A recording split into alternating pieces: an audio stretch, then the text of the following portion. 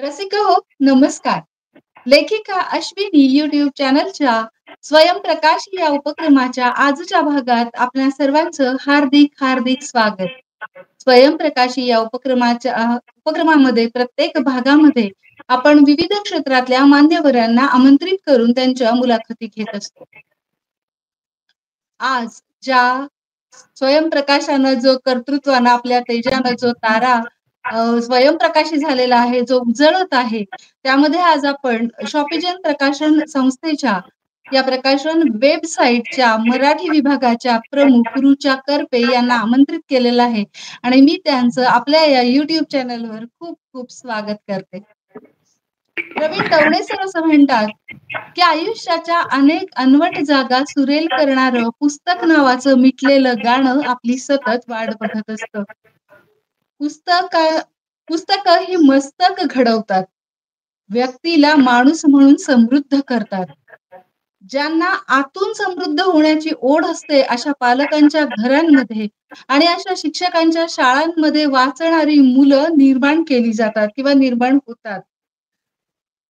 वाचणारी पिढी त्यातून जन्माला येते आणि आपणही वाचन समृद्ध होत जातो. परंतु पुस्तकांची निर्मिती करणं हे सोपं नसतं. लेखक लिहितो, वाचक वाचतो. पण लेखक आणि वाचक यांच्यामध्ये जी कडी असते ना, ती प्रकाशकाची असते. पुस्तक निर्मितीची प्रक्रिया अतिशय क्लिष्ट गुंतागुंतीची असते.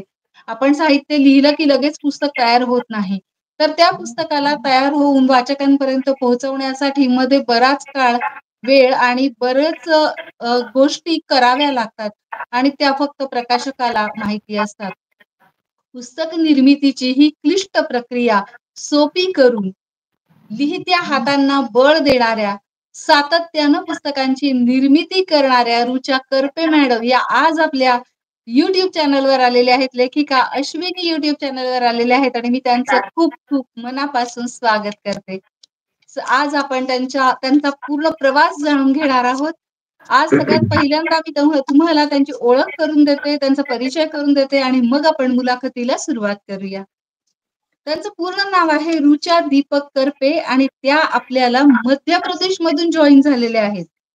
त्या मराठी विभाग प्रमुख आहेत शॉपिजनच्या श्री सर्वोत्तम प्रक्रिया पत्रिका याच्या जनसंपर्क अधिकारी आहेत. कृतज्ञता NGOच्या स्वयंसेवक आहेत. मराठी साहित्य अकादमी निबंध स्पर्धेच्या संयोजक आहेत. मराठी भाषा संस्कृती सामान्य ज्ञान परीक्षा बृहन महाराष्ट्र मंडळ देवास केंद्राच्या मार्गदर्शक आहेत. त्या फक्त प्रकाशक नाहीत तर त्या उत्कृष्ट लेखिका सुद्धा आहेत. त्यांचं स्वतःचं साहित्य मी तुम्हाला सांगते. पाषाण पल्लवन हा अनुवादित लघुकथा संग्रह त्यांच्या नावावर आहे. दिल का कमरा हा हिंदी कविता संग्रह, आभास हा मराठी कविता संग्रह, नजर हा मराठी लेख संग्रह आणि 90s यादों का सुनहरा सफर हेही पुस्तक त्यांचं सध्या प्रचंड गाजत आहे. त्यांनी अनेक पुस्तकांचं संकलन आणि संपादन केलेलं आहे. मराठी विभाग प्रमुख शॉपिजन साइट या नात्यानं 450 पेक्षा जास्त मराठी पुस्तकांचं प्रकाशनही त्यांनी केलेलं आहे. एवढंच नव्हे तर अनेक हिंदी, मराठी पेपर, दिवाळी अंक, मासिक यामध्ये त्यांचं साहित्य सातत्यानं प्रकाशित होत असतं. त्यांना अनेक पुरस्कारांनी सन्मानित करण्यात आलेलं आहे. देवी अहिल्या शक्ती सन्मान 2019, त्यानंतर अभिज्ञान पुणे साहित्य गौरव सन्मान हा त्यांना प्रदान करण्यात आलेला आहे. अखिल भारतीय निबंध स्पर्धेत 2004, 2010, 2012 आणि 2018 मध्ये त्यांनी सातत्यानं प्रथम पारितोषिक मिळवलेलं आहे. युगार्चन कविता स्पर्धेमध्ये प्रथम पारितोषिक 3 वेळा त्यांना मिळालेलं आहे. मराठी साहित्य अकादमी पुस्तक वाचन स्पर्धेत त्यांना प्रथम पुरस्कार मिळालेला आहे आणि आभास कविता संग्रहासाठी वसंत राशीनकर काव्य साधना पुरस्कारही त्यांना प्रदान करण्यात आलेला आहे. मी पुन्हा एकदा रुचाताईंचं मनापासून स्वागत करते. मी रुचाताईंना पहिला प्रश्न विचारते की तुमचं बालपण कुठे आणि कसं गेलं? आणि साहित्य वाचनाची आणि मुख्यतः लेखनाची आवड ही तुम्हाला लहानपणापासून होती का? मध्य प्रदेशातील एका छोटेसे शहर देवास येथे माझं बालपण गेलंय. माझं संपूर्ण शिक्षण, महाविद्यालयीन शिक्षण पण इथेच झालंय. पद्मविभूषण पंडित कुमार गंधर्व यांच्या नावाने हे शहर प्रसिद्ध आहे. आणि आमच्या या छोट्याशा शहरात लेखनाला, संगीताला, अशा कलांना लहानपणापासूनच वाव दिलाय. महाराष्ट्र समाज देवास यांनी आम्हाला एक मुक्त मंच दिला. लहानपणापासूनच आमची प्रतिभा तिथे आम्ही दाखवू शकलो. आणि डोंगरावर देवी आई आहे, तुळजाभवानी तिचं मंदिर आहे, चामुंडा माता आहे. देवास म्हणजे देवांचा वास असं म्हणतात. आणि खरंच देवासचे लोक अगदी साधे, भोळे, सरळ देवासारखे आहे. त्यांनी नेहमी आम्हाला प्रोत्साहित केलं. आणि म्हणजे माझ्यासारखे कित्येक मुलांना त्यांनी प्रोत्साहन दिलं. आणि कुठले हेवे दावे नाही, कुठल्या भांडे तोंडे नाही, अगदी खूप सरळ लोक आहे देवासची. आणि म्हणूनच म्हणजे माझं बालपण खूपच अगदी आनंदाने आणि खूप चांगलं गेलं. बालपणाची एक आठवण, आता आपल्या साहित्याच्या गोष्टी सुरू आहे, तर एक अशीच एक साहित्यिक आठवण सांगते. म्हणजे मी छोटी होती ना, तेव्हा बऱ्याचदा निबंध स्पर्धा, वादविवाद स्पर्धा यात भाग घ्यायचे.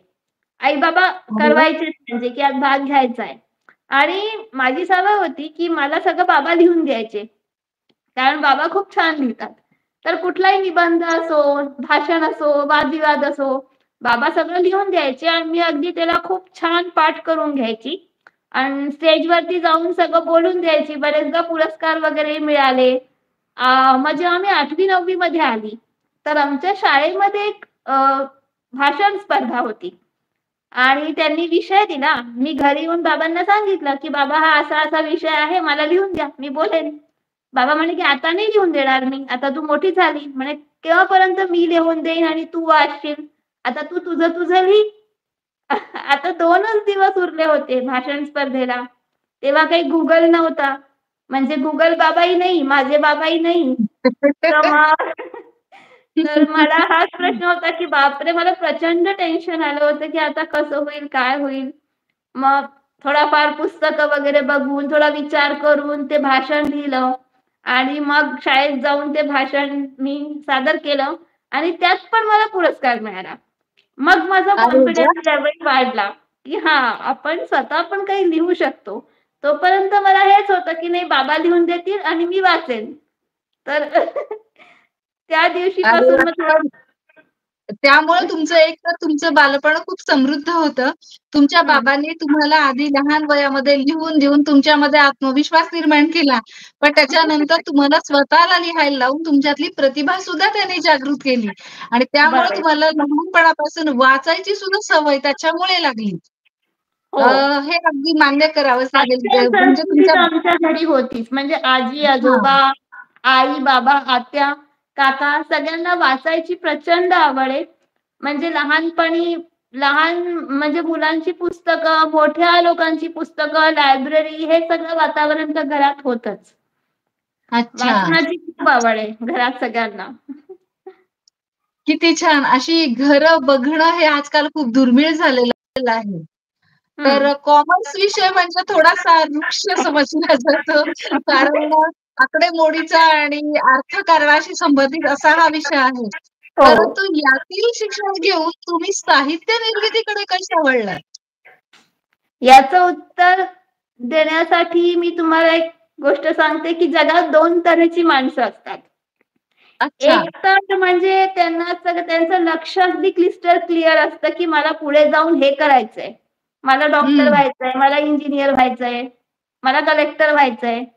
आणि दुसऱ्या प्रकारची माणसं माझ्यासारखी असतात, जी just go with the flow या फिलॉसॉफीवर विश्वास करतात, की म्हणजे अच्छा. आयुष्यात जे समोर आलं ते जास्त काही विचार न करता त्याच्यामध्ये पूर्ण मन लावून ते काम करत जायचं. अ, हं. माझ्या आई-वडिलांनी पण मला हेच शिकवलंय, की समोर जे काम येतं त्याला अगदी पूर्ण वेळ देऊन ते काम अगदी प्रामाणिकपणे करायचं. मग त्याच्यामध्ये हा विचार नाही करायचा, की तुम्हाला यात किती पैसे मिळतील किंवा तुम्हाला तुमच्या याच्यात काय फायदा आहे, असं नाही. जे काम समोर आलं ते करायचं.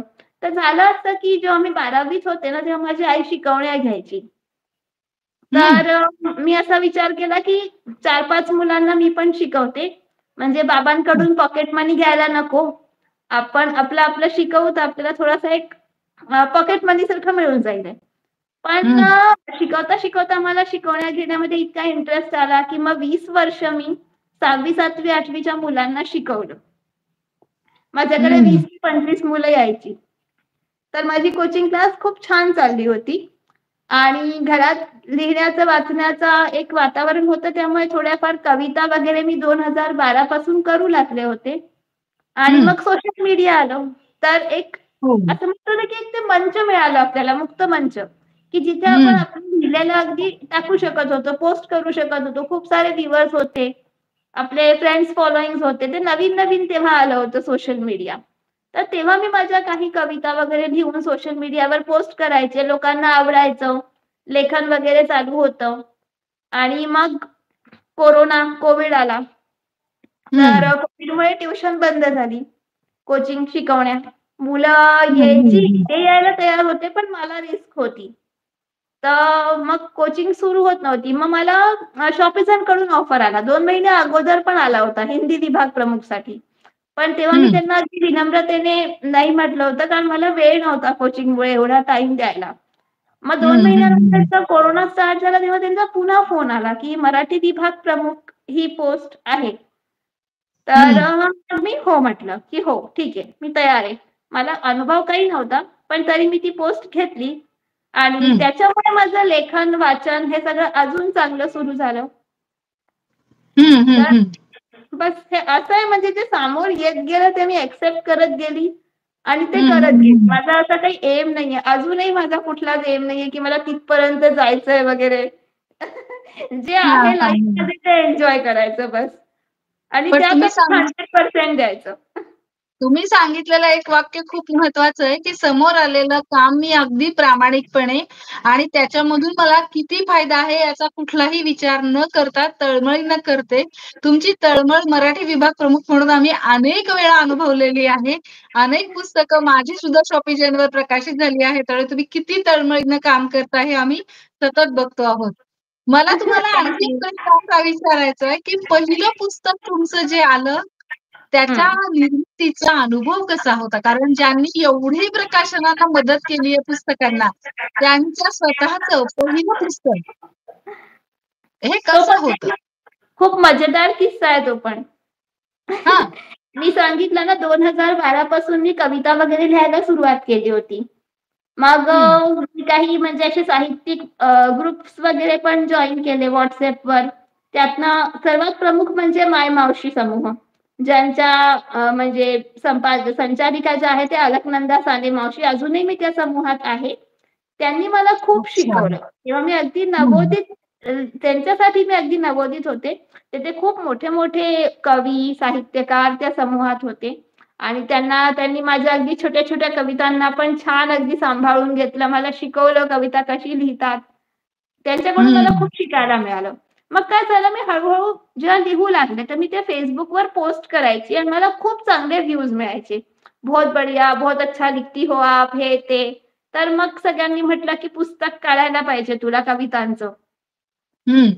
पण मला डाऊट होता. एक तर तेव्हा पारंपरिक प्रकाशन माहिती होतं, की म्हणजे आपल्याला हं. खूप प्रकाशन शुल्क देऊन आपलं पुस्तक काढायचंय आणि सोशल मीडियावर वाहवाही देणारे आणि प्रत्यक्षात पुस्तक प्रकाशित झाल्यानंतर विकत घेणारे, याच्यामध्ये खूप फरक असतो. म्हणजे नक्कीच. हां, म्हणजे तुम्ही सोशल मीडियावर 4 ओळी जरी टाकल्या, तर तुम्हाला 100 कमेंट्स येतील, की तुम्ही खूप छान लिहिता, खूप छान लिहिता. पण तुमचं प्रत्यक्षात जेव्हा पुस्तक येतं, तेव्हा किती लोकं विकत घेतात, याची शाश्वती नाहीये. तर माझं मन काही हं. तयार होत नव्हतं, की एवढे पैसे घालून मी माझं म्हणजे माझ्या कवितांचं पुस्तक मीच काढू. मग त्या 200-300 प्रती माझ्या घरी येतील. मग मी त्या कोणाला देईन? तर पण इच्छा होती पुस्तक काढायची. हं, हं, तर हं. माझा एक मित्र आहे सारंग क्षीरसागर, प्रसिद्ध चित्रकार आहे तो. त्याने हं, पण हं, हं. म्हणजे आमचं पण डिस्कशन झालं. त्यांनी पण म्हटलं, की "नाही रुचा, तू छान लिहिते. तुझं पुस्तक निघायला पाहिजे. आपण कव्हर डिझाइन करू." आमचं कव्हर डिझाइनचं पण सगळं फायनल झालं. पुस्तकाचं नाव पण फायनल होतं. कव्हर कसं करायचं हे पण फायनल, कव्हर पण फायनल. पण फक्त हं, हं. तरी पण माझी हिंमत होत नव्हती, की नाही पुस्तक वगैरे राहू द्या, प्रकाशन वगैरे राहू द्या. म्हणजे पूर्ण तयारी झाली होती, फक्त नवरी मुलगी नव्हती असं समजून घ्या. मग शॉपिझनमध्ये जेव्हा मी आले, तेव्हा पण 1 हं. वर्षापर्यंत इथे पी नावाची काही संकल्पना नव्हती, प्रिंट ऑन डिमांड. हं, हं, हं. मग नंतर इथे जेव्हा प्रिंट ऑन डिमांड माध्यमातून पुस्तक प्रकाशन होतं आणि हं. ते मीच करत होती जेव्हा लोकांची 20 पुस्तकं झाल्यानंतर मला असं वाटलं, की आता आपण आपली ती जी जुनी इच्छा आहे त्याला आपण पूर्ण करू शकतो. करू शकतो. बरोबर आहे. मग त्या पुस्तकावर आम्ही काम केलं पुन्हा एकदा. म्हणजे त्या हं. पुस्तकाला जी प्रस्तावना होती हे सगळं पण तयार होतं माझ्याकडे. पूर्ण साहित्य रेडी होतं. पण फक्त मला ते हं. पैसे खर्च करून ते पुस्तक काढायची इच्छा नव्हती खरं सांगायचं म्हणजे. नाही कारण आपण बरोबर आहे ना. साधारण हो, मध्यमवर्गीय परिवारातले आपण लोकं आहे. हो. एवढा आणि इन्व्हेस्टमेंट आपण नाही करू शकत. आपलं पुस्तक आपणच काढायचं पैसे देऊन आणि आपणच ते लोकांना वाटायचं, की तुम्ही हे वाचा. हो. तर हे खरोखर आपल्याला नको वाटतं हे करायला. मला मग एक दिलका सांगा कमरा तुम्ही हां, हां. मग तुमचं जे पुस्तक निघालं, पहिलं हां, पुस्तक. मग दिलका कमरा लॉन्च झालं आणि मला म्हणजे जे मला ती भीती होती, ती खोटी ठरली. कारण बरेच लोकांनी ते पुस्तक विकत घेऊन वाचलं आणि त्याला हं. चांगला रिस्पॉन्स मिळाला, दिलका हं, कमराला. हं, हं. हो. अच्छा. मला एक सांगा तुम्ही राहता मध्य प्रदेशमध्ये आणि हं. एवढं छान मराठी कसं बोलता हो? एकतर माझं आजोळ महाराष्ट्रातलं, खानदेश भुसावळची आहे मी. म्हणजे माझा अच्छा. जन्म तिथलाच आहे. हो. तर हं, हं, हं. लहानपणी आम्ही उन्हाळ्याच्या सुट्टीमध्ये आजोळी जायचोच ना आणि हां, हां, माझी हां. मला वाचनाची खूप आवड होती. लहानपणी मला पुस्तकं वगैरे वाचायला आवडायचं. तर हं, माझे हं, नाना हं. म्हणजे माझे आजोबा ते मला खूप पुस्तकं आणून द्यायचे. चांदोबा आणि चंपक आणि हे सगळं आणि आजी माझी शिक्षिका होती. तर आजीच्या शाळेत हां. जायची मी आजीसोबत. तर मग तिथे आजी कसं मराठीत शिकवायची ते सगळं मी ऐकत राहायचे. मला खूप छान वाटायचं आजीबरोबर शाळेत जाणं. हं, आणि हं, त्यानंतर हं, माझे हं. बाबा जे आहे ना, ते बृहन्महाराष्ट्र मंडळ नवी दिल्ली याच्या हं, प्रमुख हं, हं. पदांवर आहे, गेल्या 20 वर्षांपासून. तर अच्छा. आणि माझी आई गेल्या 25 वर्षांपासून बृहन्महाराष्ट्र मंडळ नवी दिल्ली याच्या परीक्षा होतात, मराठी परीक्षा. म्हणजे बरं. महाराष्ट्राच्या बाहेर जे स्टेट्स आहेत, तिथे जे राहणारे हां. मराठी भाषिक आहे मुलं-मुली, त्यांना हं. इयत्ता 1ली ते 12वी बालभारतीच्या पुस्तकातून शिकवून त्यांच्या दरवर्षी परीक्षा घेतल्या जातात. अच्छा. तर हां, परिचय प्राज्ञ ते कोविद प्रथम, कोविद द्वितीय पर्यंतच्या परीक्षा त्या असतात. आणि हं, माझी आई हं, सगळ्या हं. मुलांना दरवर्षी निशुल्क शिकवते. आज 25 वर्ष झाले. तर देवास, इंदोर इथल्या मुलांना सगळ्यांना घरी बोलावून त्यांना पुढे तयारी करून घ्यायची आणि मग त्यांचे पेपर येतात दिल्लीहून. तर त्या हं, मुलांना हं, म्हणजे हं. मराठी येते. कारण महाराष्ट्राच्या बाहेर जे मराठी लोकं आहेत, त्यांच्या घरात पण एवढी मराठी बोलली जात नाही. हो. तर ऑब्व्हियसली त्या सगळ्या परीक्षा मग आम्ही पण दिल्या. तर अच्छा. हां, हां. हां, त्यामुळे तर तुमचा जो पहिले बेस आहे मराठीचा, हं. तो खूप पक्का आहे आणि त्या फार छान आहे. मला वाटतं, की दिल का कमरा हे जे पुस्तक आहे, त्याच्या निर्मितीची कथा तुम्ही सांगितली आत्ताच, की हो. हळू-हळू ते पुस्तक तुम्ही शॉपिजनमध्ये आल्यानंतर केलं. पण मला या पुस्तकाविषयी आणखी जाणून घ्यायचंय, की दिल का कमरा हा हिंदी कविता संग्रह आहे. तर हं. तुम्हाला याचं हे शीर्षक कसं सुचलं? म्हणजे असं का वाटलं, की याची दिल का टायटल कमरा हे कविता नाव आहे. दिलं पाहिजे? हां. याची टायटल कविता आहे. रंग अच्छा, रोशनी और महक से भरा मेरे दिल का एक कमरा, जो खाली अच्छा. पडा था बरसों से अशी एक कविता आहे ती माझी. हां, आणि आम्हाला त्यात नक्कीच ऐकायला आवडेल. हां. दिल का कमरा.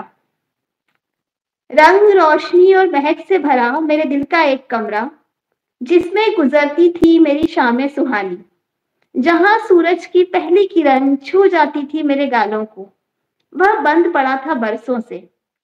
डर, दर्द और घुटन का एक ताला लगा था उस पर। उसे खोल दिया आज मैंने उम्मीदों की चाबियों से। झाड़ दिया कड़वी यादों की धूल को जो तस्वीरों पर जमी जमी थी। झटक दिया निराशा के जालों को जो दरों दीवारों पर लटके थे। अंधेरे को दूर करने के लिए मैंने जला दिए अनगिनत दीप। दीवार पर लगे दर्पण में मैंने निहारा खुद को फिर से और श्रृंगार दान में मखमल की एक डिबिया में सहेज कर रखी सुर्ख लाल शर्म को लगा लिया फिर से अपने गालों पर। सूरमेदानी में रखी चमक फिर से लगा ली आंखों में। हजार सपनों से जड़ी सतरंगी चूनर ओढ़ ली फिर से। खनकती हुई मेरी हंसी सजा ली अपने होठों पर। तख्त के पास रखे सितार का छेड़ दिया हर एक तार और तभी झरोखे से आई एक ठंडी बयार। जो खेल गई मेरे बालों से, मानो पूछ रही हो कहाँ थी अब तक। मैंने खोल दी थी वो खिड़की तब तक, जिसके बाहर लगे चंपा के पेड़ पर बैठी मैना मुझसे बतियाती थी। वो आज भी वही है।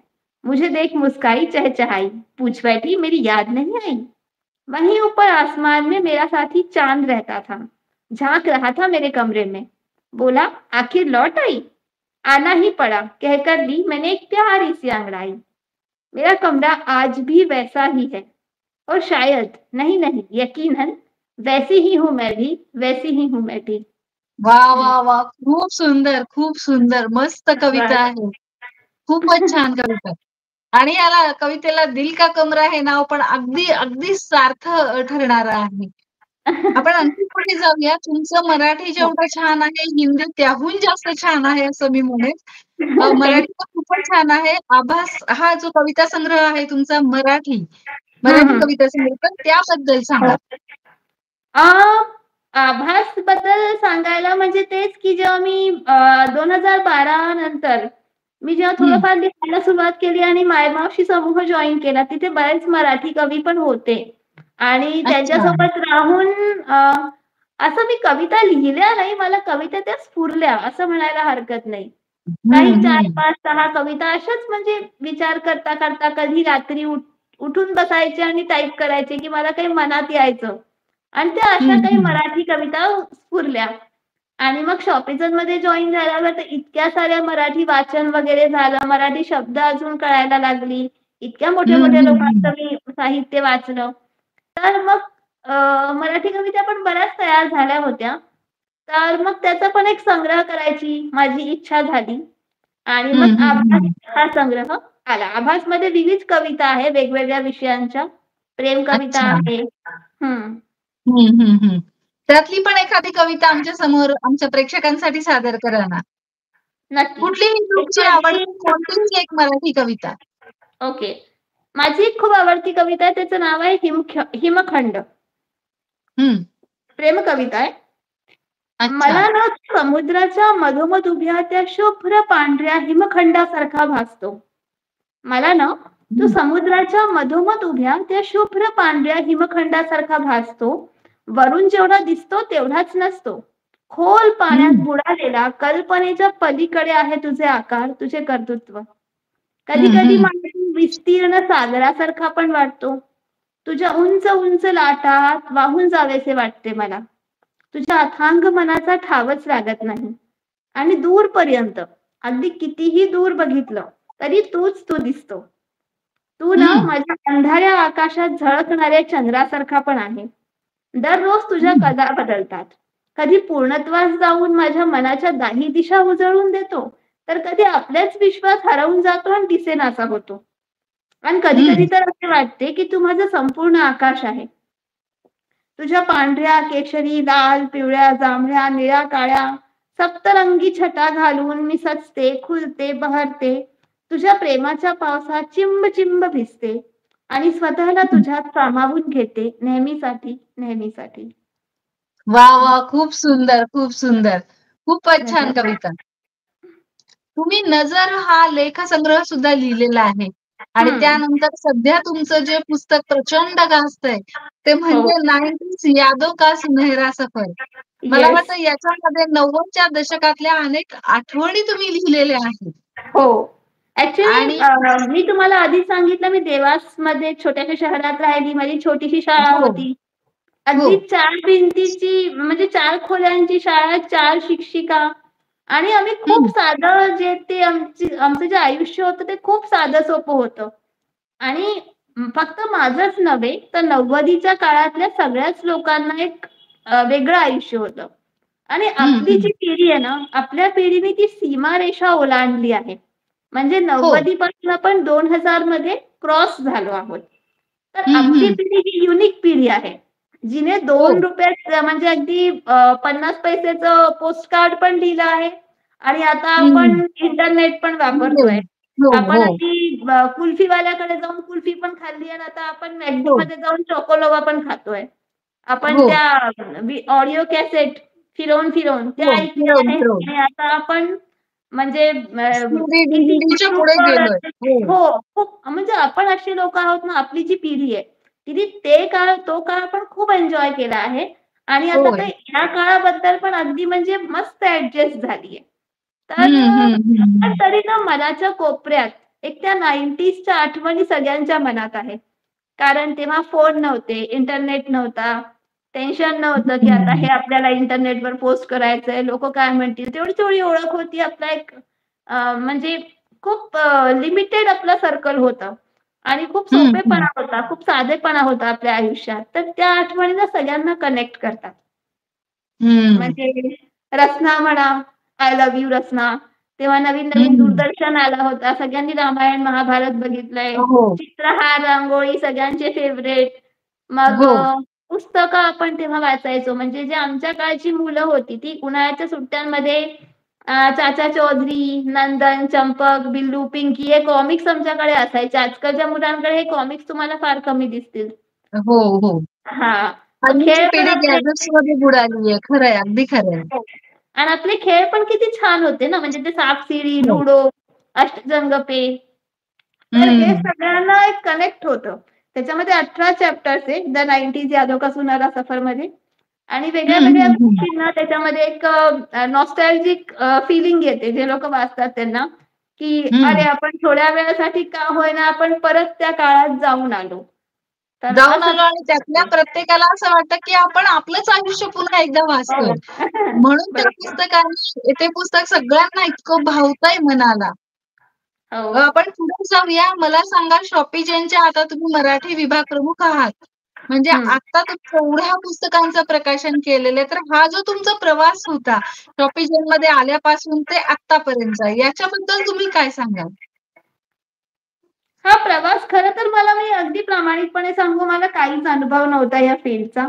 फक्त मी हो. एवढं नक्की सांगेन की मी मध्य प्रदेशातील एकमेव मराठी मासिक जे आहे श्री सर्वोत्तम, त्यांचे हं, संपादक अश्विनदादा खरे, त्यांच्यासाठी मी काम करते आहे गेले 8-9 वर्ष झाली आणि त्यांनी हं, मला खूप शिकवलं. म्हणजे मॅगझिन्सबद्दल कंटेंट कसं असावं, लोकांशी कसं बोलावं, कम्युनिकेशन कसं करावं.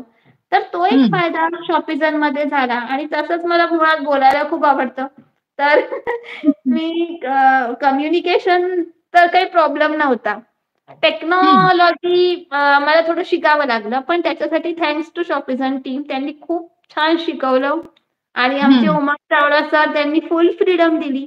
त्यांनी जेव्हा मला मराठी विभाग प्रमुख चा हे दिलं प्रभार, तेव्हा त्यांनी मला हां. हेच म्हटलं, की "मी तुला एक छोटंसं बाळ देतोय. याला तुला कसं मोठं करायचंय ते तू बघ. मी अच्छा. म्हणेन तू बोल." हो. तर त्यांनी हां, मला फुल हां. फ्रीडम दिलं, की तुला जे करायचंय कर, तुला ज्या स्पर्धा घ्यायच्या आहे घे, लोकांशी कनेक्ट हो आणि मग WhatsApp, Facebook या माध्यमातून मला लोकं भेटत गेली. आधी मला असं वाटलं, की अरे आपलं जग तर एवढं लहानसं आहे, आपण छोट्याशा शहरातले, आपल्याला कुठे एवढे मराठी लोकं भेटतील आणि हो. मध्य प्रदेशात राहून कसं आपण महाराष्ट्रपर्यंत पोहोचू. पण आता हं. 1300हून जास्त ऑथर आहे शॉपिझनमध्ये हो, हो. आणि सगळ्यांपाशी माझा नंबर आहे. हो. हां. तर इतक्या नक्कीच. वेगळ्या-वेगळ्या लोकांशी मला रोज बोलायला मिळतं. तुमच्यासारखे इतके प्रेम करणारे ऑथर्स आहेत. आणि म्हणजे खूप भरभरून प्रेम मिळतंय. त्यांचं इतकं छान-छान लेखन वाचायला मिळतंय. जेव्हा पुस्तक हं. एखादं प्रकाशित होतं, तर किती इतका आनंद होतो ना ऑथर्सला, की म्हणजे हे आमचं स्वप्न होतं पुस्तक प्रकाशनाचं आणि ते तुम्ही पूर्ण केलं. जेव्हा ते असं म्हणतात, तेव्हा खूप छान वाटतं. असं वाटतं की मी मी त्याच अनुषंगानं पुढचा प्रश्न विचारतीये, की शॉपीचेन आणि त्यातही तुम्ही मराठी विभाग प्रमुख म्हणून सर्व लेखकांच्या पाठीशी ठामपणे उभे आहात. त्यांची जी ही पुस्तक प्रकाशनाची जी क्लिष्ट प्रक्रिया आहे, ती तुम्ही सोपी केली आहे. तर ती कशी सोपी केली आहे याच्याबद्दल सांगा. म्हणजे पारंपरिक प्रकाशन आणि म्हणजे प्रिंट ऑन डिमांड माध्यमातून होणारं प्रकाशन याच्यामध्ये नक्की काय फरक आहे? ॲक्चुअली बराच फरक आहे आणि दोन्हीही हां. गोष्टी अ, वेगळ्या-वेगळ्या एक समांतर रेषेत चालतात. हं. म्हणजे मी असं नाही म्हणणार, की पी-ओ-डी चांगलं आहे, की पारंपरिक प्रकाशन चांगलं आहे. हं, डिपेंड हं. करतं, की तुम्ही काय प्रकाशित काय करून हवं आहे? घेताय. हो. हां, हं. एक्झॅक्टली. आता जसं पीओडी मध्ये हे आहे की तुम्हाला फक्त तुमचं लेखन आमच्यापर्यंत पोहोचवायचंय एका प्रॉपर. पोहोचवायचं. हा, मग त्याचं लेआउट करणं, त्याचं मुखपृष्ठ, मलपृष्ठ हे सगळं डिझाईन करणं हे आमची टीम करते. मला कम्युनिकेशन करायचं असतं ऑथर आणि आमच्या टीम मध्ये. पण तेच की म्हणजे जो लेखक आहे त्याला किती टेक्नॉलॉजीचं नॉलेज आहे. जर त्याला काही नाही माहिती तर मी त्याला समजावून सांगते. त्याला कसं मुखपृष्ठ आहे त्याची त्याला थोडी आयडिया देते. आणि सगळ्यात मोठी गोष्ट ही की त्याला कुठलंच प्रकाशन शुल्क द्यायचं नाहीये. हे सगळ्यात महत्वाचं आहे. कारण हां. स्वतःचे भरपूर पैसे इन्व्हेस्ट करणं प्रत्येक लेखकाला आर्थिकदृष्ट्या शक्य असेलच असं नाही. बरोबर. आणि याचा पण बरेचदा गैरफायदा पण होतो. म्हणजे जसं आता काही कविता संग्रह आहे असे, जे म्हणजे अगदी त्यांनी फक्त स्वतःच्या एक संकलनासाठी एक पुस्तक करून घेतलंय आणि मग ते नंतर कोणी घेतलं पण नाहीये. तर माझी म्हणजे हं. लेखकांना हीच एक म्हणजे कळकळीची विनंती असते, की जर तुम्ही पीओडीमध्ये आपलं पुस्तक प्रकाशित करताय, तर तुम्हाला ना एक पूर्ण आराखडा घ्यायला पाहिजे, की वाचकांना काय वाचायला आवडतं. आणि तुम्ही त्या हं. प्रकारे लिहा. म्हणजे जे तुम्ही लिहाल ते तुम्हाला कमी विकत घ्यावं लागेल, पण इतरांनी ते विकत घेतलं पाहिजे. आपल्या लिखाणाचा हो, उद्देशच आहे, की आपलं लेखन लोकांनी विकत घेऊन वाचायला पाहिजे. कारण हो, त्यासाठी शॉपीजन लेखकांना रॉयल्टी पण देतंय. 50% हो. ई-पुस्तकांवर रॉयल्टी आहे, 10% पेपरबॅकवर आहे. तर आमचा उद्देश हा आहे, की पैसा खर्च न करता तुमचं लेखन एक बल्क वाचकांपर्यंत पोहोचलं पाहिजे. तर हं, हं, त्यासाठी हं. तुमचं लेखनही या प्रकारचं हवं, की ते लोकांना आवडलं पाहिजे. हां, मला वाटतं हा आगामी म्हणजे लेखन करणाऱ्या, लेखक होणाऱ्या हं. सर्वांसाठी हा फार महत्वाचा सल्ला आहे, की तुम्ही वाचकांना काय हवं आहे हे आधी ओळखलं पाहिजे किंवा स्वतःच्या लेखनाचा एक ठराविक छान असा वाचक वर्ग तुम्ही निर्माण केला पाहिजे. हो. आणि जर तुम्ही स्वांत सुखाय लिहिताय, तरी पण पीओडी चांगलं हां. आहे. जसं आता तुम्ही खूप कविता लिहून ठेवल्या आहे. तुम्हाला असं वाटतं, की त्याचं संकलन व्हावं. तुम्ही लेख लिहून ठेवले, त्याचं संकलन व्हावं. तर त्याच्यासाठी पण प्रिंट ऑन डिमांड एक चांगला माध्यम आहे. कारण ते तुमचं संकलन एक तयार होतं.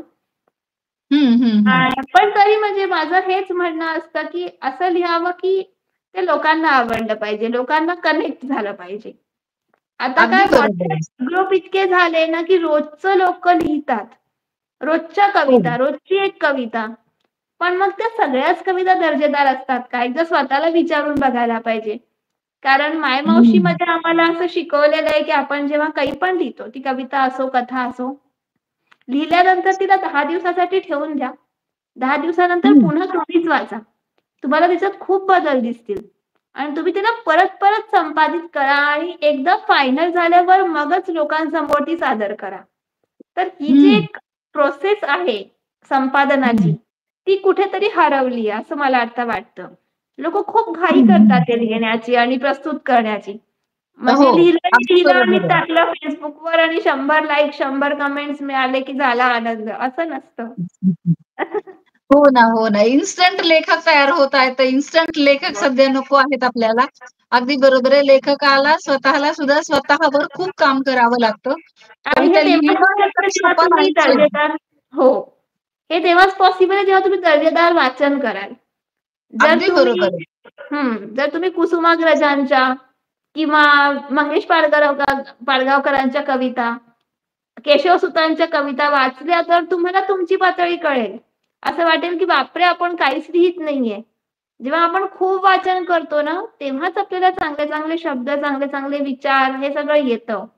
आणि त्यांच्या कविता बघा आजही लोकं ऐकतात आहे. मग आपण अशी हो. एखादी कविता लिहिली पाहिजे ना, की जी लोकांनी 100 वर्षानंतरही आपलं नाव घेऊन वाचली पाहिजे. वाचली पाहिजे. अगदी बरोबर आहे. वाचन समृद्ध होणं हे फार महत्वाचं आहे. हो. याही बाबतीत प्रवीण दवणे सरांचं एक फार छान वाक्य आहे. ते असं हं. म्हणतात, की पुस्तकांना जवळ घेता-घेता मग पुस्तकंही आपल्याला जवळ घेतात आणि मग बरोबर, वाचकाचा प्रवास हा लेखक होण्याकडे सुरू होतो. तर मला वाटतं, बरोबर. की आपण भरपूर काही वाचलं पाहिजे हा तुमचा सल्ला खरंच खूप महत्वाचा आहे. आणि जगात मराठीत तर सध्या म्हणजे अथाह समुद्र आहे मराठीचं. म्हणजे तुम्ही किती माणिक्य, किती मोती दडलेले आहे त्याच्यामध्ये. जर तुम्ही कादंबऱ्याच बघितल्या तर किती म्हणजे सुंदर लेखन झालेलं आहे. हो. हो, म्हणजे मी तर असं म्हणेन, की 100 पुस्तकं वाचा, नंतर एक पुस्तक लिहायचा विचार करा. लिहायचा विचार करा. अगदी हो. बरोबर आहे.